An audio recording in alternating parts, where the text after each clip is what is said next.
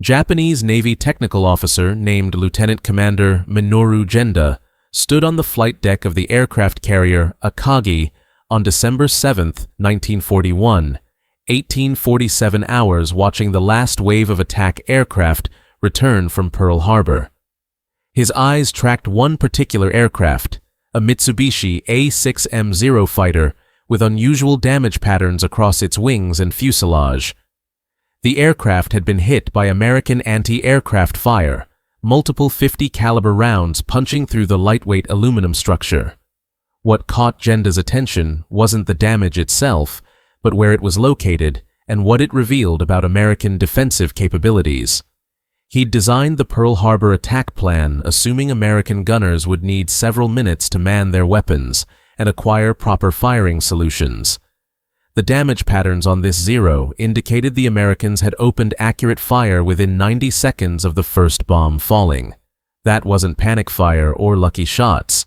That was trained response, professional gunnery, defensive doctrine executed under attack conditions. And if American gunners could respond that quickly while surprised, how would they perform when they weren't surprised, when they had warning, when they had time to prepare? This single damaged Zero was telling Genda something the Japanese High Command didn't want to hear.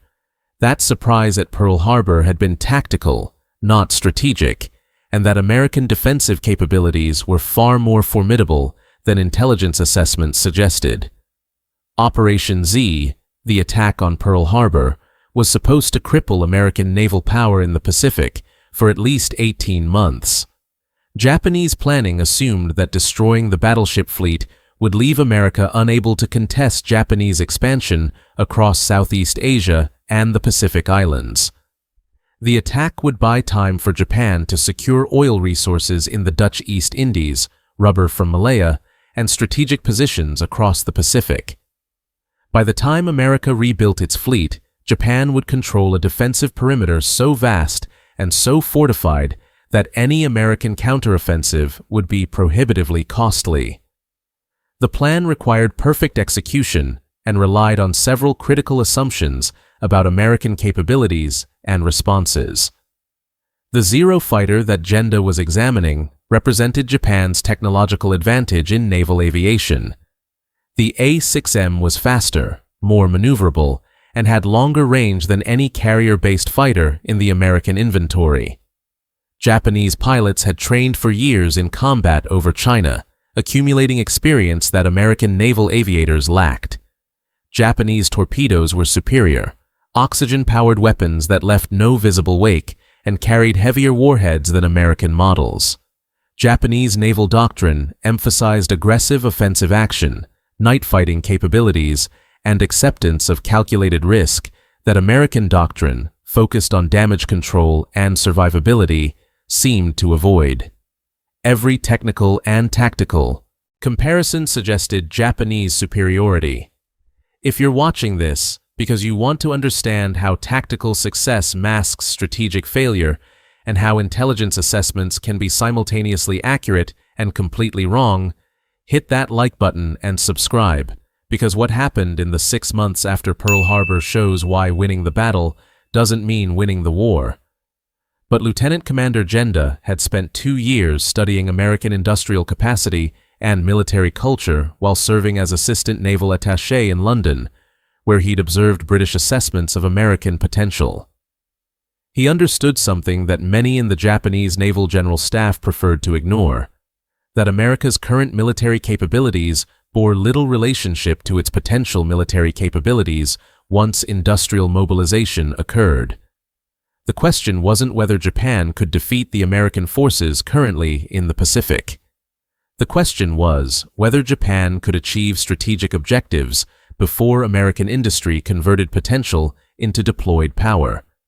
The damaged Zero told a specific story. The entry holes were clean, the exit holes larger, characteristic of .50 caliber armor-piercing incendiary rounds fired from M2 Browning machine guns. The hit pattern suggested fire from multiple guns, probably a quad mount, with good convergence indicating the gunners had properly bore-sighted their weapons. The aircraft had been hit during its strafing run on Wheeler Field, approximately 8 minutes after the first bombs fell on Pearl Harbor. 8 minutes from first explosion to organized, accurate anti-aircraft fire. That was faster than Japanese planning had anticipated. The implications extended beyond this single engagement. If American forces at Pearl Harbor, surprised on a Sunday morning with many personnel on leave, could man defensive positions and return effective fire within 8 minutes, then American forces elsewhere, after receiving warning of Japanese attack, would be ready immediately. The tactical surprise achieved at Pearl Harbor couldn't be replicated. Every subsequent operation would face prepared defenses. Genda walked slowly around the Zero, documenting the damage in his notebook. 17 hits total, mostly in the wings and rear fuselage. The pilot had reported controls becoming sluggish but maintaining functionality. He'd made it back to the carrier, 230 miles from Pearl Harbor, with significant structural damage. This demonstrated the Zero's operational range, its ability to absorb some battle damage and remain flyable, but it also demonstrated American defensive effectiveness. The Pearl Harbor attack had achieved extraordinary tactical success. All 8 battleships in port were hit, 5 sunk or sinking, 3 damaged. Multiple cruisers and destroyers damaged. Nearly 200 aircraft destroyed on the ground. American casualties exceeded 2,400 killed.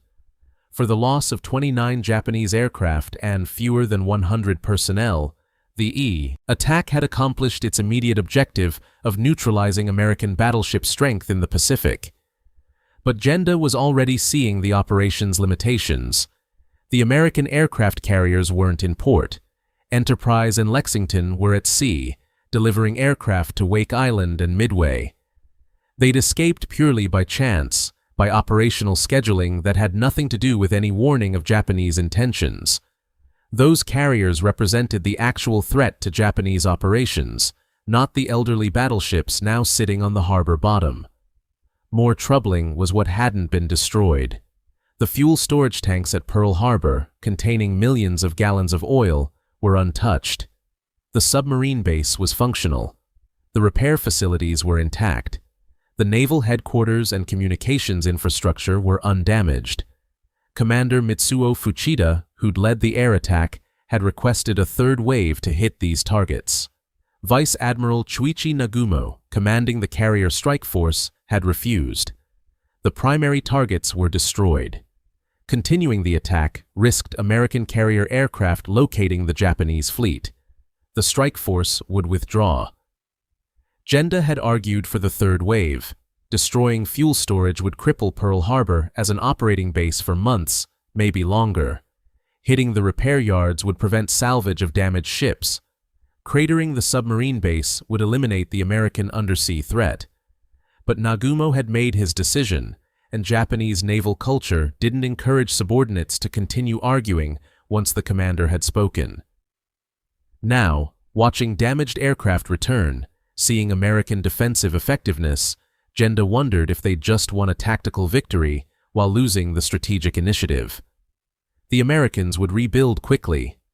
They'd be angry, unified in ways they hadn't been before the attack.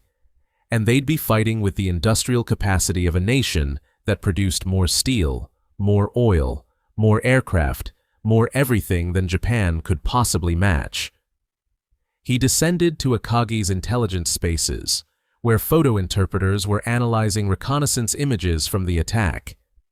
The images showed devastation, battleships capsized, burning, listing, oil slicks spreading across the harbor, thick smoke obscuring large sections of the naval base. It looked like comprehensive destruction, the kind of damage that would take years to repair. But Genda had studied American industrial capacity. He knew the statistics that Japanese propaganda preferred to minimize. American steel production in 1941 was approximately 75 million tons annually. Japanese production was 7 million tons. American oil production was 183 million tons. Japanese domestic production was essentially zero, requiring imports from the Dutch East Indies that were now the target of Japanese offensive operations. American aircraft production in 1941 was approaching 20,000 aircraft annually and accelerating rapidly. Japanese production was approximately 5,000 aircraft. The numbers were stark, undeniable, terrifying if you thought about them carefully. Japan was attacking an enemy that could outproduce it by factors of 10 or 20 to 1 once American industry fully mobilized. The only Japanese advantage was time, the months or years before American production translated into deployed forces in the Pacific. Every week Japan delayed in securing its strategic objectives was a week America grew relatively stronger. The Pearl Harbor attack had bought some time. American battleships would need months or years to return to service, if they could be salvaged at all. But battleships weren't the decisive weapon in the Pacific. Aircraft carriers were, and the Americans had started building them at an accelerating pace. The Essex-class carrier program, already underway before Pearl Harbor, would produce 17 fleet carriers by 1945. Japanese industry couldn't match that production rate, even if every shipyard worked at maximum capacity. Genda spent the evening of December 7th writing his preliminary after-action assessment. The document was technical, detailed, and more pessimistic than the triumphant reports being drafted by other staff officers. He noted the tactical success while highlighting strategic concerns. Carrier targets escaped, shore facilities largely undamaged, American defensive response faster and more effective than anticipated, no indication of American morale collapse or political willingness to negotiate. That last point was crucial. Japanese strategy assumed that a sharp, devastating blow would convince America that fighting for distant Pacific territories wasn't worth the cost. That Americans, fundamentally commercial and materialistic in Japanese cultural assessment, would negotiate a settlement rather than fight a long war. Pearl Harbor was supposed to create conditions for negotiated peace that recognized Japanese primacy in Asia. If you're finding these tactical and strategic breakdowns valuable, go ahead and hit that subscribe button so you don't miss the next story of how military operations reveal truths that planning assumptions tried to hide. But American radio broadcasts, intercepted and translated by Japanese intelligence, suggested the opposite reaction. President Roosevelt's speech to Congress on December 8th, calling December 7th, a date which will live in infamy, wasn't the rhetoric of a leader preparing to negotiate. It was the rhetoric of total commitment, of national mobilization, of a country unified by anger rather than divided by debate over intervention. Genda understood, perhaps more clearly than many of his colleagues, that Japan had just made a catastrophic strategic error. The attack had been militarily successful and strategically disastrous. It had unified American opinion, eliminated the isolationist political opposition to war, and created the exact conditions under which American industrial superiority would matter most: total war, with no negotiated settlement possible. Over the following months, as Japanese forces swept across Southeast Asia and the Pacific with stunning speed, Genda's concerns seemed misplaced. The Philippines fell.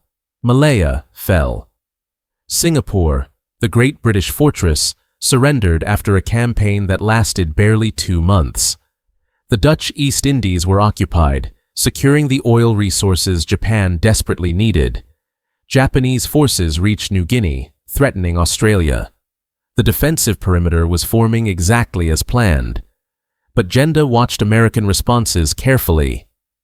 The Doolittle raid in April 1942, 16 B-25 bombers launched from the carrier Hornet to strike Tokyo, was militarily insignificant, causing minimal damage. Strategically, it demonstrated that American carriers could operate offensively in Japanese home waters. It showed American willingness to take significant risks for psychological and political effect. And it revealed something about American industrial philosophy. They'd modified land-based bombers for carrier launch in weeks, an improvisation that Japanese doctrine, focused on purpose-built aircraft, wouldn't have considered. The Battle of Coral Sea in May 1942 was the first carrier versus carrier engagement in history. Tactically ambiguous, both sides claimed victory. Strategically, it stopped the Japanese advance toward Port Moresby, the first time a Japanese offensive had been halted. More importantly for Genda's analysis, it demonstrated American carrier doctrine was evolving rapidly. American commanders were learning, adapting, developing tactics. Then came Midway in June 1942, 6 months after Pearl Harbor. Japanese planning for Midway assumed American carriers would react predictably, that Japanese numerical superiority would be decisive, that American morale was still fragile from Pearl Harbor's shock. Every assumption proved wrong. Genda wasn't present at Midway. He was recovering from illness, but he reviewed the battle reports with growing dismay. 4 Japanese fleet carriers sunk: Akagi, Kaga, Soryu, Hiryu. The core of Japan's carrier striking power, the force that had attacked Pearl Harbor, destroyed in a single day. American victory came partly through luck, American dive bombers arriving at the exact moment when Japanese carriers were most vulnerable, but also through better intelligence, aggressive risk-taking, and determination that Japanese planning hadn't anticipated. The damaged Zero from Pearl Harbor had tried to tell him this story. American forces, even when surprised, even when outmatched, would fight effectively. They would learn quickly. They would take risks. And behind them stood industrial capacity that Japan couldn't hope to match. By late 1942, the strategic situation Genda had feared was materializing. American shipyards were launching escort carriers at a rate of 1 every few weeks. Fleet carriers were under construction in numbers that would overwhelm Japanese defenses. American aircraft production had exceeded 47,000 aircraft in 1942, nearly 10 times Japanese production. The qualitative advantage Japanese aircraft had enjoyed in 1941 was evaporating as new American designs entered service. The Zero, that had seemed so superior in December 1941, was being outmatched by American fighters designed with hard lessons from combat. The F-6F Hellcat, introduced in 1943, was faster than the Zero in level flight, could outdive it, had better armor protection, and carried heavier armament. It couldn't turn as tightly as a Zero, but American pilots learned not to dogfight. They used energy tactics, diving attacks that leveraged the Hellcat's superior speed and structural strength. This was the pattern Genda had feared.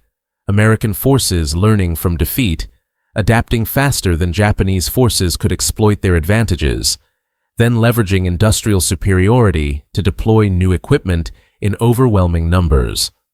By 1944, Japanese pilot quality was declining as experienced aviators were lost and replacement training was abbreviated due to fuel shortages. American pilot quality was increasing as training programs expanded and combat veterans returned to teach new pilots. Lieutenant Commander Genda survived the war, eventually reaching the rank of general in Japan's post-war self-defense forces. In interviews decades later, he spoke candidly about Pearl Harbor's strategic failure. "We won a great tactical victory," he said, "but we lost the war that day. We unified America. We demonstrated our capabilities without achieving decisive strategic effect, and we started a conflict we had no prospect of winning once American industry mobilized." The damaged Zero from December 7, 1941, disappeared into history. Probably repaired and returned to service, eventually lost in one of the hundreds of air battles across the Pacific. But the story it told Genda that evening on Akagi's flight deck proved prophetic. That tactical success without strategic achievement is just delayed failure. That industrial capacity ultimately matters more than tactical skill, and that understanding your enemy's potential is more important than measuring their current strength. If stories like this fascinate you, if you want to understand how individual observations reveal strategic truths that planning couldn't see, Go ahead and subscribe so you don't miss the next breakdown of how wars are won and lost, not in single battles, but in the space between what you hope will happen and what actually can happen.